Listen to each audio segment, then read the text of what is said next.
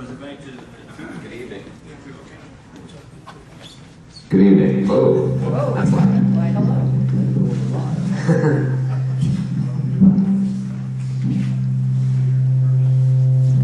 Significant feedback.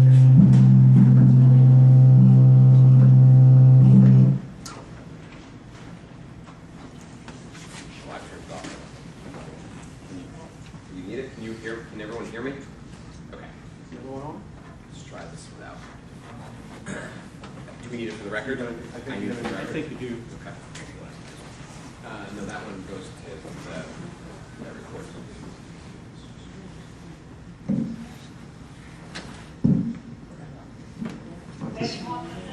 Like this one's. Yeah.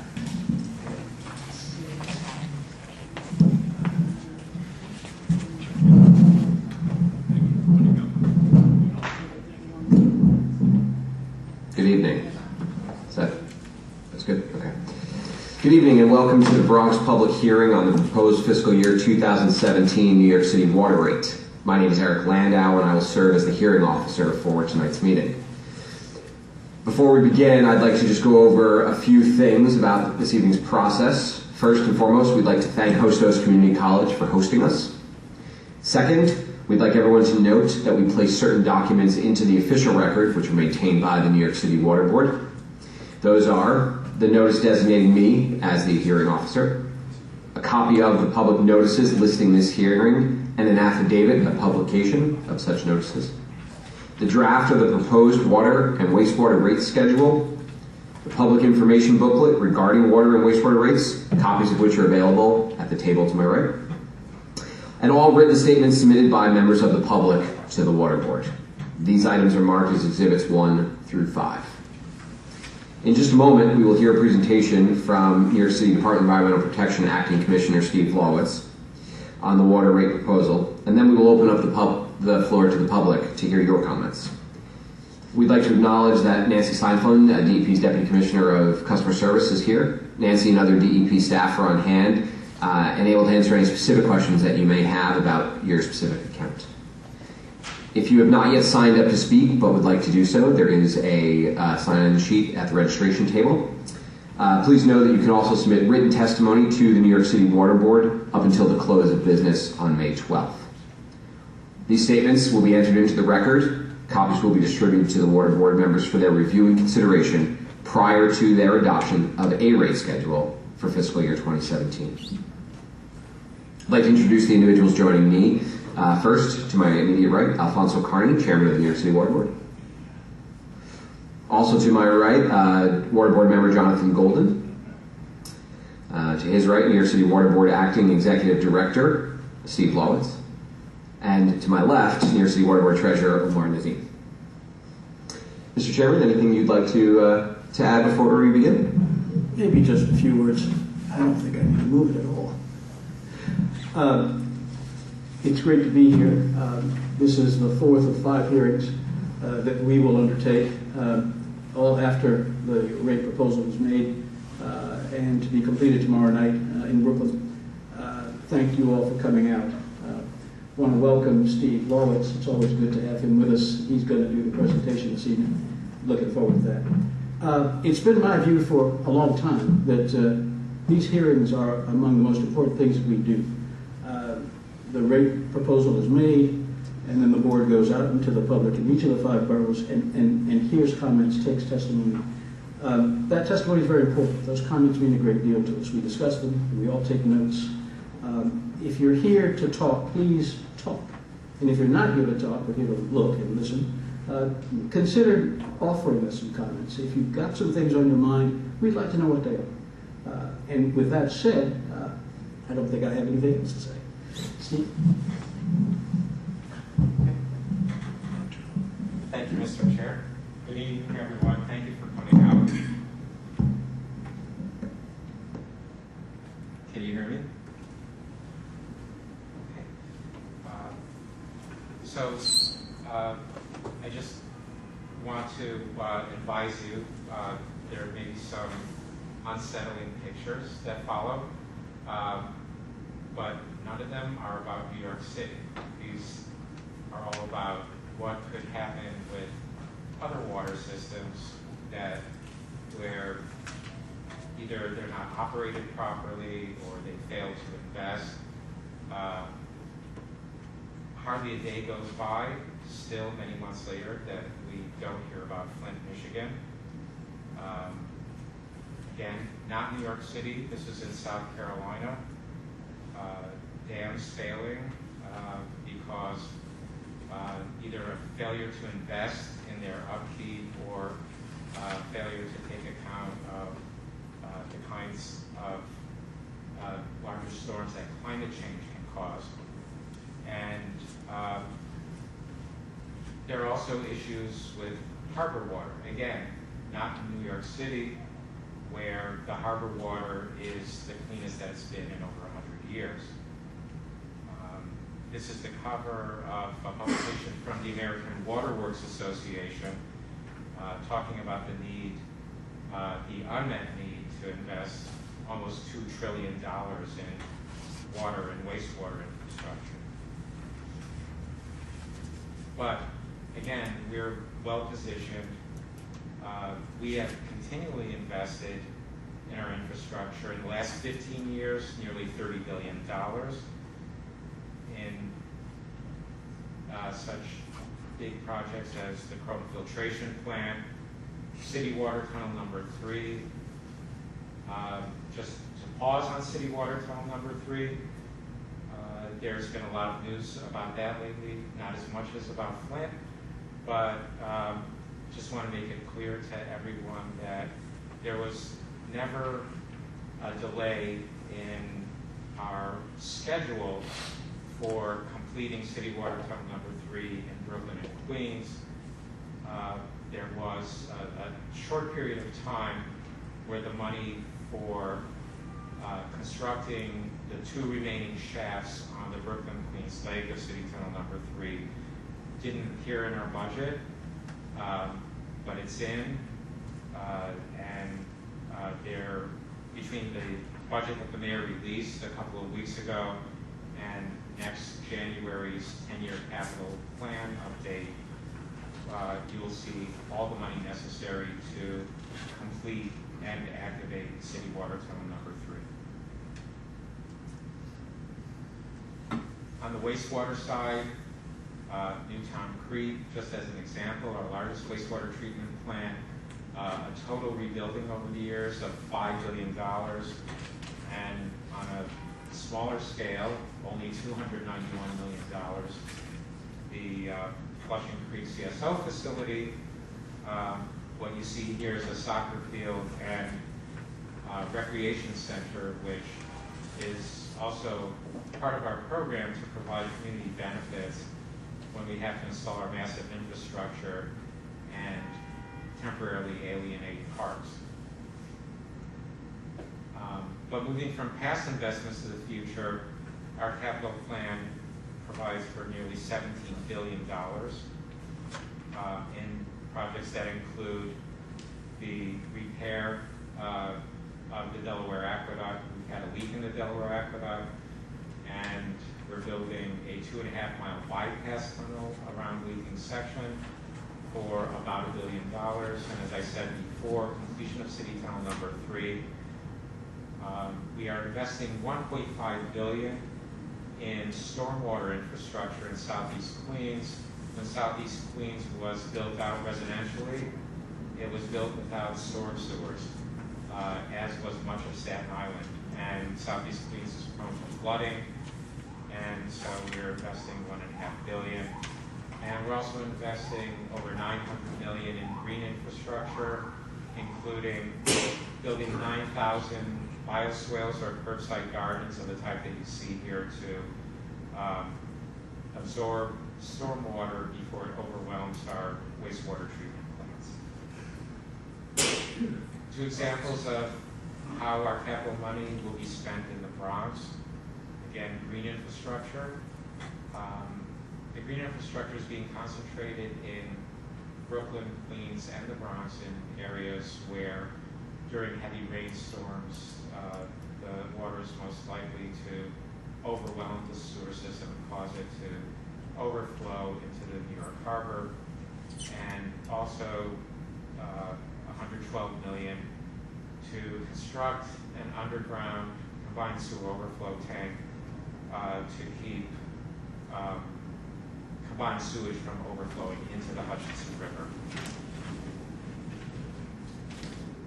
Then after we invest all this, or as we invest all of this billions in infrastructure, we need to ensure that we're staffed properly to operate and maintain it. And we have to operate and maintain it around the clock, because when there's a water main break, it's got to be fixed, no doubt about it. Most importantly, we need to monitor the water quality, both the water that we take in and drink and the effluent that we treat and return to New York Harbor. And between drinking water quality, and again, this goes to issues like the problems in Flint, Michigan, we perform over 500,000 tests each year on drinking water and over 600,000 tests on wastewater and harbor water. We also have many benchmarks and statistical analyses because we need to track how well we're doing, whether we're meeting our goals, and how we're improving our service to our customers. And just one example of this is the trend in confirmed sewer backup complaints. And you can see that it's taken quite a reduction over the last 5 years, from over 5,300 in 2011 to 2,800 last year. Whoops. Okay. So, the investment in infrastructure, the cost of our nearly 6,000 employees, the energy we consume, and all the tests we perform requires some amount of money. And so this year we're requesting a 2.1% increase, which, although it is an increase and we're sensitive, and personally I'm a ratepayer too, sensitive to any increase, but this is the lowest increase in 16 years. And this is a chart showing the trend in the rate increases from 2000. And you can see the last time we had a rate increase lower than 2.1% was in 2001 with a 1% increase. You can also see how in 2007 through 2011 we had very large rate increases. We had 4 consecutive years of double-digit rate increases. And you'll see in a few minutes that that correlates with our peak years of capital investment. But what does this mean in terms of what you'll pay? And so we're showing for the first time, even though we bill on the basis of 100 cubic feet, that's not a commonly used measure. By the way, 100 cubic feet is 748 gallons. But in terms of the price per gallon, it's going from 1.32 cents per gallon to 1.35 cents per gallon. 3/100ths of 1 cent per gallon is the increase. For the average single-family home, it means an increase of about $23 a year, which is about $1.85 a month, which is about the price of a 1-liter bottle of water that you would buy in your local bodega or deli. And just a little side note on that, if you buy bottled water, you are paying 60,000% more than if you fill up a bottle from the tap. We're keeping the minimum charge for our customers who are using small quantities of water the same for the 4th year in a row. And for the multifamily conservation program, which 26,000 larger apartment buildings, they'll see an average increase, well, they'll see an increase of $21 per apartment per year. Oops. Sorry, a little tech challenge tonight. So, out of the major components of cost of living in New York City, only the price of water is lower in New York City than it is for the 30 large cities on average. Every other component of the cost of living in New York is higher. Rent, electricity, gas, even gasoline. And New York City gasoline prices are now much closer to the rest of the country than they have been in previous years, but they're still 1% higher. This shows the 30 large cities that we compare ourselves to every year, and New York is right about in the middle and right about where the average is, and those percentages on the right are the average annual increases over the last 17 years. And part of what's interesting is the lowest rate here, which is Chicago, and the highest, which is Atlanta. The two extremes both receive parts of their funding from their city's general fund. In New York City and in many of the other 28 utilities shown here, our customers pay 100% of the cost of water and wastewater.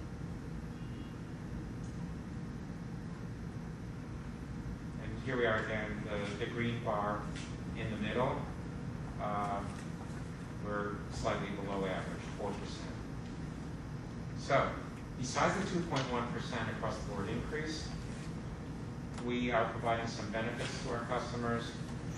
As I said before, we're freezing the minimum charge, so it will stay at $1.27 per day for what will now be the fourth year in a row. 149,000 out of our 835,000 customers are on the minimum charge, and many of them are elderly, many are low income. The leak forgiveness program, which, because the Water Board liberalized the terms of it to forgive maintainable leaks like faucets and toilets, over 5,300 customers have saved $1,000 apiece by this, and that coupled with our automated leak notification for those who subscribe to it through My DEP Online will automatically get notified from our automated meter reading system if their water usage exceeds certain thresholds. The Home Water Assistance Program, which we began 2 years ago, with a population of about 12,000 homes that were eligible for federal heat home energy assistance program, and we expanded it last year to include seniors and disabled who are eligible for the New York City Department of Finance's senior and disabled homeowner exemption on their property taxes. I like getting feedback.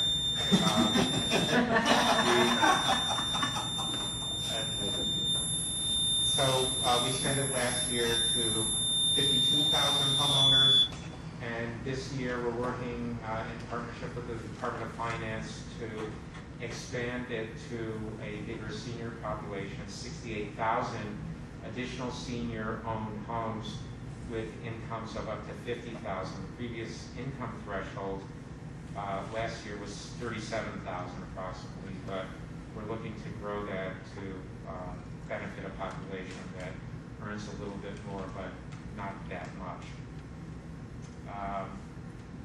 We are introducing for the first time a proposed multifamily water assistance program. And I know we have a number of affordable housing advocates in attending tonight, and you were good enough to share with us last year a proposal to help affordable housing maintain their affordability. And so we, in concert with the city's Housing Preservation and Development Department, are introducing this program, which will benefit 40,000 units of affordable housing with a $250 annual credit. And just like the homeowner assistance program provided and is proposed to provide a $118 credit, which is about a 25% reduction off the annual minimum charge, this would be approximately a 25% reduction off of the multifamily conservation program. And the key to this program is for a building to be eligible, all of the units have to be affordable, and the building owner has to sign an agreement, or they could have an existing agreement with either HPD or the Housing Development Corporation to keep every unit affordable for at least the next 15 years. And some of you may have heard, we did, that the mayor, who last year accelerated the demise of the rental payment, accelerated it further and held a press conference 2 weeks ago and said starting in July with fiscal year 2017, he will no longer ask for the rental payment. And so that will save the system $122 million next year and over $200 million each year thereafter. The $122 million, as the mayor proposed in the press conference 2 weeks ago, would be distributed in the form of $183 credit to tax class 1 homeowners. Those are 1 to 3 family homes. There are 664,000 tax class 1 homes. But every one of our ratepayers will benefit from the elimination of the rental payment. So over the next 4 years through 2020, it will save the system over $1 billion, which through 2020 cumulatively will be equivalent to about a 7% savings on their water and sewer bills. And then for the multifamily conservation program, the existing rules would have required all of the 26,000 buildings to come into compliance with the 2 major criteria of the program, having low-flow fixtures and having a modern water meter equipped with automated meter reading. Buildings were required previously to come into compliance by this June 30th. We currently have about 10,000 of our 26,000 buildings that are not yet compliant. Buildings on this program, if they were to be charged according to their meter consumption, would be paying on average 31% higher than they're paying in their flat annual rate. We don't want to subject them to an abrupt 31% increase on average. So we're going to extend the deadline to December 31st for compliance. And if they're not in compliance by then they will automatically see on their next annual bill a year from now a 10% surcharge. We hope that will be enough of an inducement to get those buildings to comply. It's important to us because we need the low flow fixtures in place. We need to conserve water for that day when, as part of fixing the Delaware Aqueduct, we have to shut off the aqueduct to connect the bypass tunnel on both ends of the Hudson River. And the the Delaware Aqueduct supplies 50% of our drinking water, so we need people to conserve. We were able to have this low rate increase because our revenue collection has been strong. We've, again, the silver lining in what otherwise was the Great Recession that started in 2008, but the silver lining has been interest rates have continued to be low. This year alone, we're saving about $121 million in debt service, and through the Water Finance Authority's aggressive management of its $29 billion in outstanding debt, that they've been buying back older debt before it would otherwise be retired, and they're saving the system $1.4 billion over what would have been the remaining life of that debt. We will have underspent our operating budget by $126 million, and so just the area of concern among this other relatively good news is that, as we've shown you in the past, our continual need to invest in infrastructure does result in a growing level of debt service. That's the red line there. So even though our capital expenditures have generally trended down over the years, the debt service keeps growing because our bonds are generally 30 years.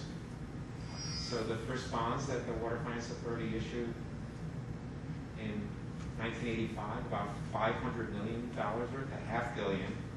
This year and every year thereafter, we plan to issue somewhere between $1 and $2 billion of debt.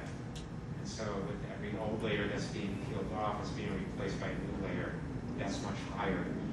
And you can see here, debt service is the biggest single component of our $3.7 billion pie.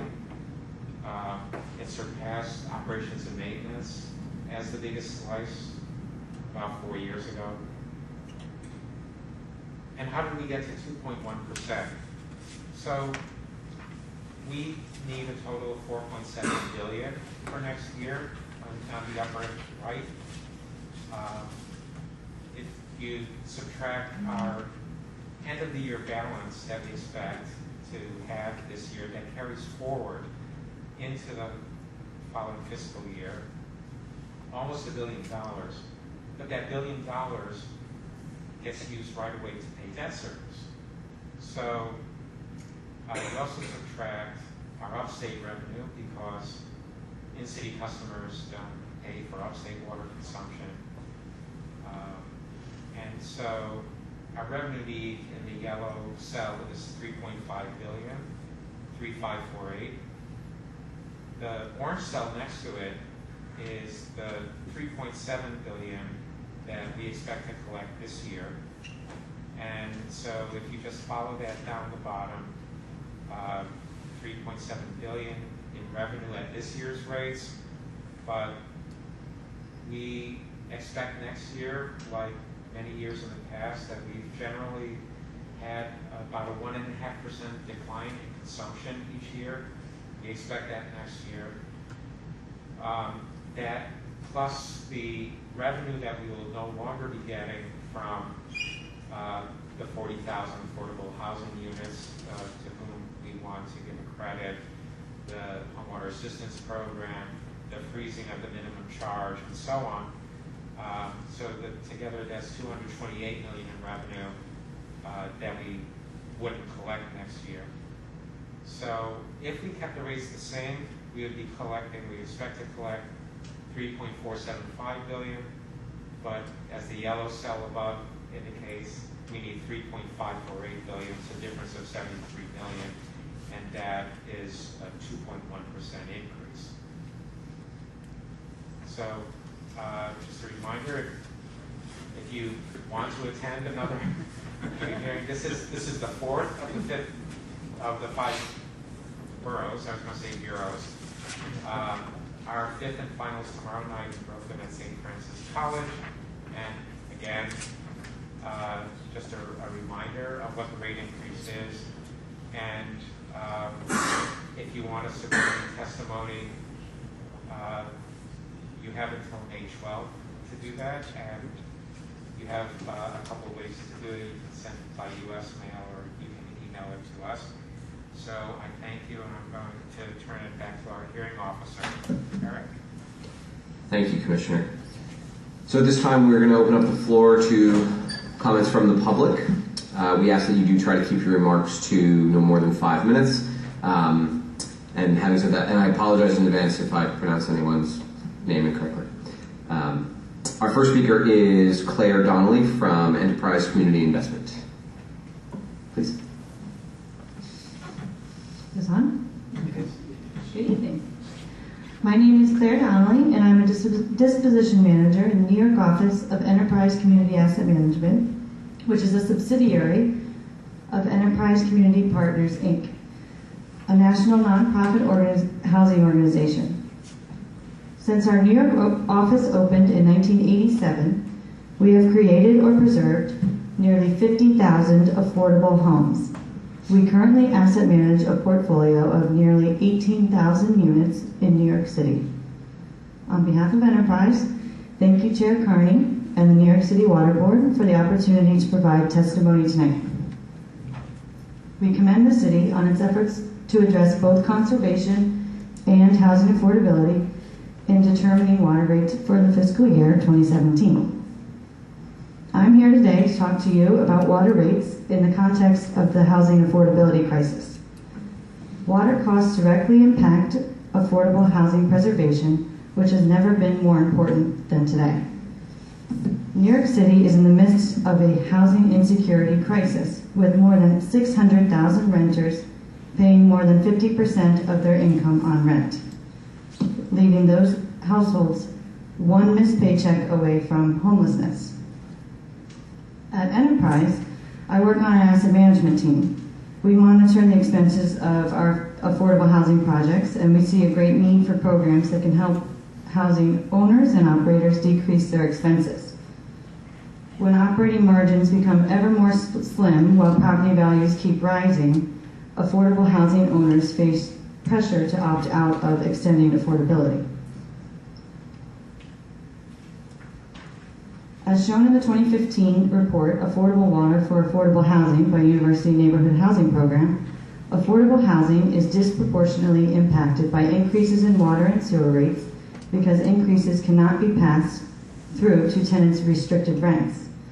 On a citywide basis, the cost of water as a percentage of a building's expense budget rose from 6.06% in 2007 to 8.5% in 2013.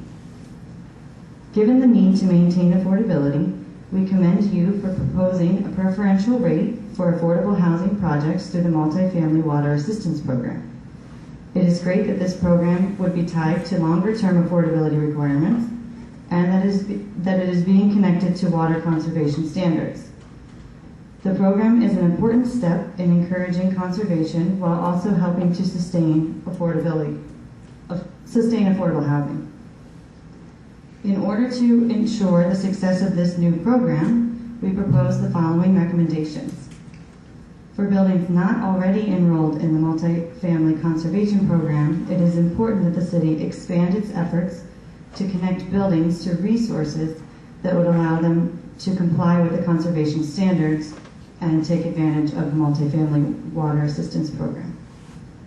Additionally, we would recommend that this proposal be a long-term program. In its current form, we understand the program is a one-year pilot.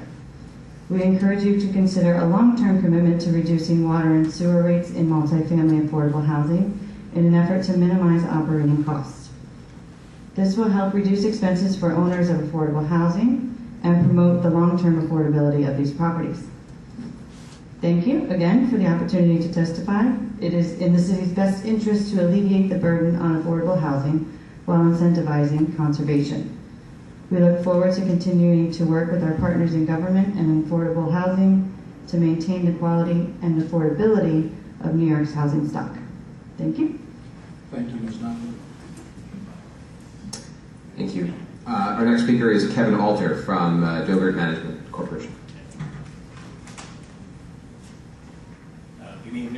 name's Kevin Alter. I'm one of the owners of a property management company, Douglas Management Corp. We manage approximately 3,000 units, 150 buildings in Brooklyn and the Bronx. Part of that portfolio is our private portfolio, but the vast majority of it is a portfolio that are owned and controlled by 10 local community groups, not-for-profit groups. Again, the vast majority of that portfolio has regulatory agreements. It's affordable housing. In 2014 and 2015, for the first time ever, we had buildings in our portfolio where we paid more for water than we paid for heat.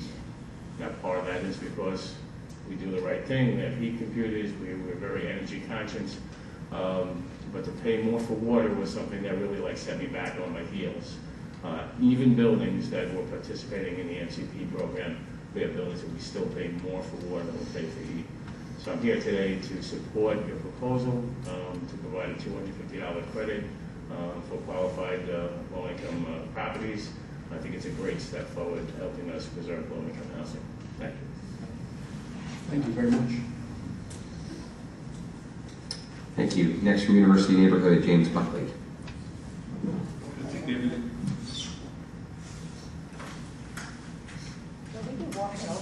I'll get over there. Yeah. Bear with me for a second. Don't count this as part of my 5 minutes. Take your time, please. You have 4 minutes and 30 seconds. By the time I get there, it'll be 30 seconds. We typically wait till you start speaking to start the clock, but since you said give me a minute, that technically counts. Good evening, everybody.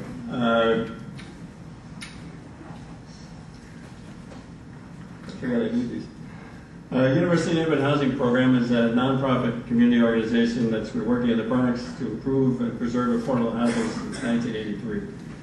As we pursued fulfilling our mission, UNHP became aware of the issue of the cost of water in the late 80s as we monitored the operating costs of several of the community-controlled buildings with which we worked. As a result, this has, not the crutches, but this has become a unique spring tradition for UNHP to attend the New York City Water Board hearings, to testify about the impact of water costs on affordable housing and against rate increases. And in keeping with that tradition, we're here tonight to oppose the proposed increase of 2.1%. That being said, we want to comment on some of the other proposals that are under consideration as well.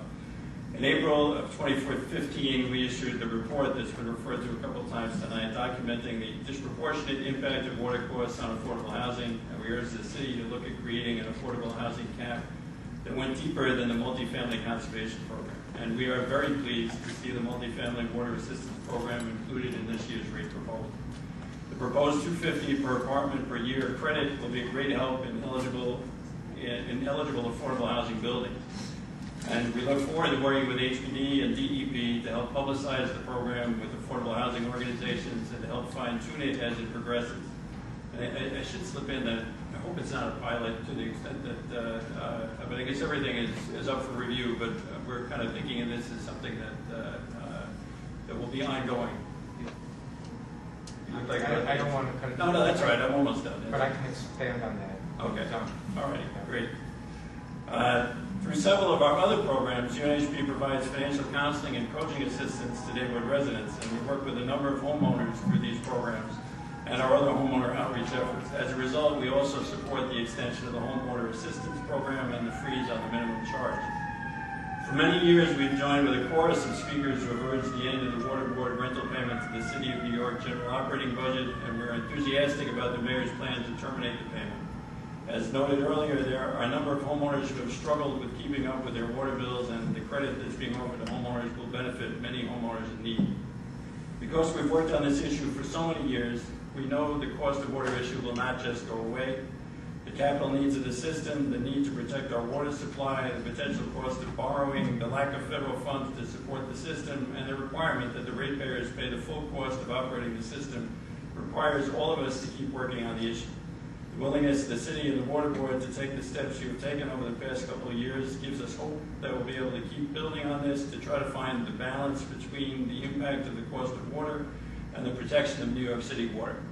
And I should say, just there was a part of me that was thinking we should or you guys may have been wondering why there wasn't more of a round of applause about the multifamily program when everybody came up. But the reality is we celebrate things when they're done, when they're working, and we look forward to having a nice celebration about this once it's up and running. Thank you. Thank you.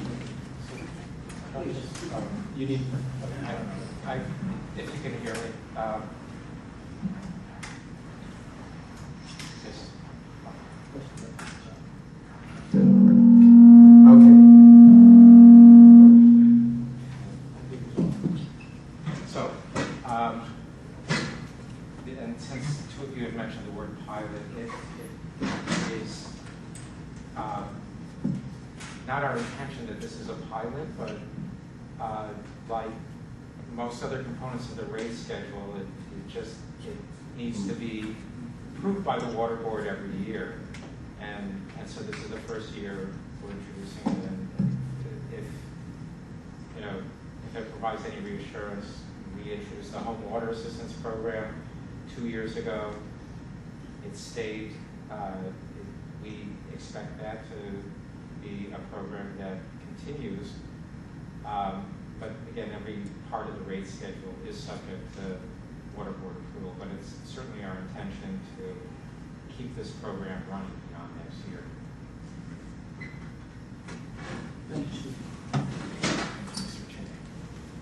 Thank you. Our next speaker is Peter Bourbeau from PWB Management Corporation.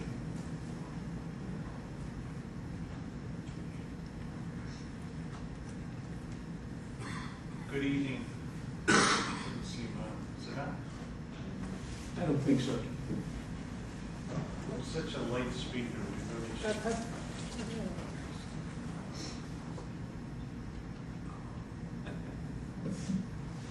Yeah, thank you. My name is Peter Bourbeau from PWB Management. We're a real estate management group that specializes in affordable housing in the Bronx, Manhattan, Brooklyn, and Staten Island. We have about 2,300 units that we do manage and own. We've been hard hit by water over the last 15 years. We'd really like to see a rollback. 2.1 is somewhat reasonable, but the cumulative effect, as some of the other speakers have indicated, is quite large. We also have water bills, water payments that exceed our fuel bills, which is quite extraordinary. Because we're in the affordable housing industry, it makes it very difficult to keep up with capital needs in painting fire escapes. Something as basic as painting fire escapes, painting the hallways, new roofs, going green with solar PV, solar thermal, things like that. It makes it that much more difficult. As one of the speakers said, the rise in water on a percentage of the budget from 6% to 8.5%. It doesn't sound like a lot, but it is when you have $1,000 rent on a 2-bedroom apartment, which is most of what we do have. I would like to see the board consider in the future a tier pricing for the affordable housing brethren. Manufacturing would be a separate, and office buildings separate, because I think we have we have obviously 3 different needs. I don't know if I should be assessed the same water rate as an office building, as a manufacturing facility. I think there's a definite need to take a look at that and see what you come up with over the next 9 months. I think there is something there that bears investigation.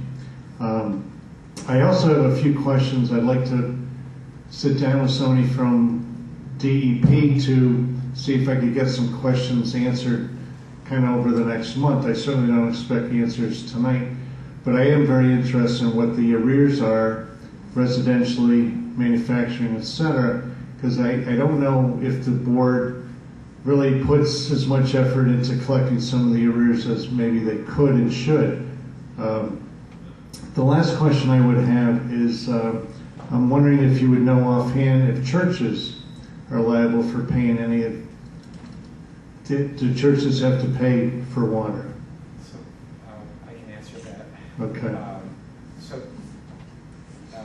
It's not a very simple answer, but a Okay. church, if the building, if the entire building is a house of worship, they're exempt from paying water and wastewater bills. So if the building is a mixed-use building in that it's not only a house of worship, but a school, or in some cases, there may be some apartments, then they're not eligible for the exemption. So it really depends on how that building is used. Thank you very much. Thank you.